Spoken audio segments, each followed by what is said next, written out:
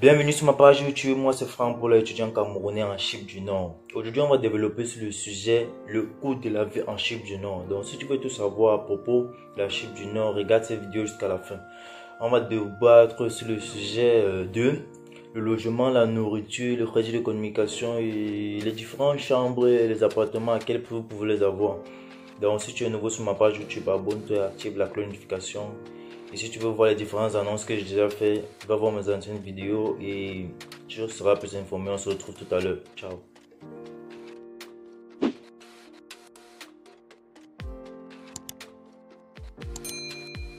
sommes de retour. Comme je le disais au début dans l'annonce, aujourd'hui on va développer sur le sujet du coût de la vie ou du logement en Chypre du Nord. Le coût de la vie ou du logement en Chypre du Nord est fonction de la ville de résidence de l'étudiant. Donc la fonction est fonction de votre ville de résidence. Je m'explique. Vous savez bien que dans n'importe quel pays en fait, c'est même général en fait, la capitale est plus chère que les villes qui sont reculées de la capitale. Donc c'est la même chose en Chypre du Nord. Le logement en capitale est plus cher que le logement en ville reculée. En Chypre du Nord, il y a 4 villes principales. Il y a Nicosia, ou encore appelé Lefkocha. Il y a Guinée. Il y a Magouza, il y a Goneli. Ça, sont les 4 villes principales. Il y a d'autres petites villes encore, mais je suis en train de citer les 4, juste les 4 villes principales. Et il y a 2 villes agricoles. Il y a la ville de Fatmagouza, ou encore appelée Magouza, et la ville de Guinée. Donc, ce sont les 2 villes agricoles. Et dans ces 2 villes agricoles, le logement et le coût de la vie là-bas est plus moins cher que dans les autres villes. Je m'explique. Une chambre à Fatmagouza, si elle coûte 50 €, dans la ville capitale qui est Lefkocha ou encore appelée Nicosia, elle va coûter 80 ou 100 € le mois. Là, je parle de la chambre. Et l'exemple que je prends, c'est un exemple tiré de faits réels en fait. Bon, ce que je dis, c'est ça. C'est pas l'exemple pris au hasard. Donc, c'est ça. Un deuxième exemple. Maintenant, sur l'appartement.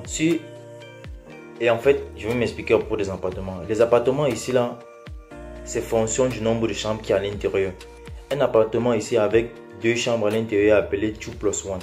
Un appartement avec 3 chambres à l'intérieur appelé 3+1. Un appartement avec 4 chambres à l'intérieur appelé 4+1. Je vais vous développer en fonction des prix. Comme je disais au début. Un appartement avec 2 chambres peut coûter aux environs de 150 à 200 € le mois. Donc c'est en fonction de vos moyens. En fait, c'est en fonction de vos moyens. Et un appartement avec 3 chambres, c'est entre 250 € à 300 € le mois. Un appartement avec 4 chambres peut aller de 300 € à 500 € le mois. Donc ça dépend de vos moyens et du luxe que vous voulez aussi. C'est ça en fait.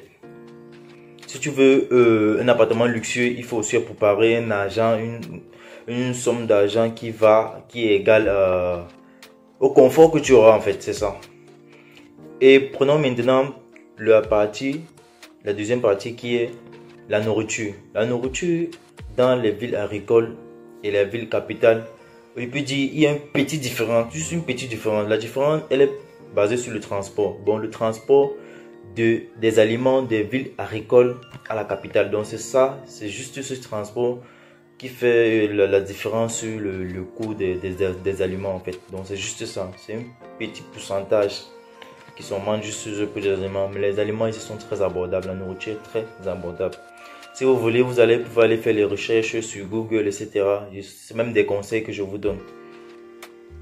Et voici un conseil, bon je vais un peu couper la vidéo, voici un petit conseil que je vais vous donner, je vais revenir sur la vidéo.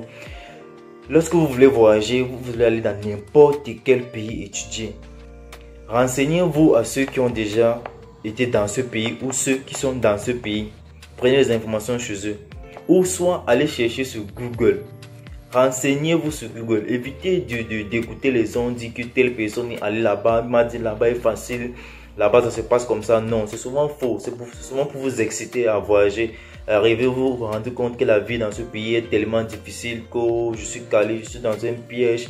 Je ne sais pas comment faire. Oh, qui me disait que la ville était facile ici, etc. Je suis bloqué. Non.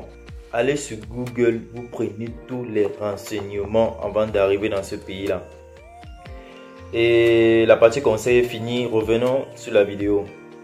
J'étais de disant que l'électricité et la connexion internet sont très abordables en Chypre du Nord. La connexion internet, voici comment elle fonctionne. Si tu payes un abonnement de 10 € le mois, par exemple avec 15 débits, bon le débit de la connexion c'est 15 mégabits, c'est ça qu'on appelle 15 débits ici, pour ne pas dire mégabits. Si tu achètes 15 débits ou 15 mégabits le mois à 10 000 €, 10 euros pardon, à 10 €, ça veut dire quoi? Que les 10 € que tu as payé là, tu vas consommer pour le mois jusqu'à ce que le mois finisse. Je m'explique. Ça veut dire que si tu as donné tes 10 € et que tu as payé une consommation du mois, si pendant ce mois tu utilises même les 15 mégabits là fois 100 et que le mois n'est pas encore fini, tu auras toujours ta connexion. Donc ce qui veut dire quoi? Si tu payes un forfait du mois, c'est jusqu'à ce que ce mois finisse que ta connexion va finir. Donc c'est ce qui fait en fait que vous constatez que nous du côté de l'Europe, nous sommes toujours connectés et c'est ça qui fait en fait. Et côté de l'électricité n'est pas différent de l'Afrique. Donc c'est en fonction de ta consommation. Si tu consommes, si tu as beaucoup d'appareils qui consomment beaucoup, la consommation va aussi augmenter, mais elle n'est pas du tout chère. Donc c'est fonction de votre consommation.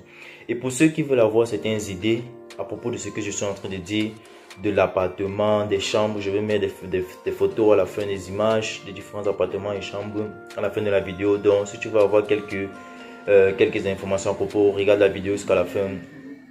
Et j'aimerais que vous laissiez quelques messages dans les commentaires, vous me dites quoi vous pensez, vos questions. Et si vos questions sont personnelles, je vais vous répondre personnellement. Et si vos questions peuvent aider les autres, je vais faire une vidéo à propos.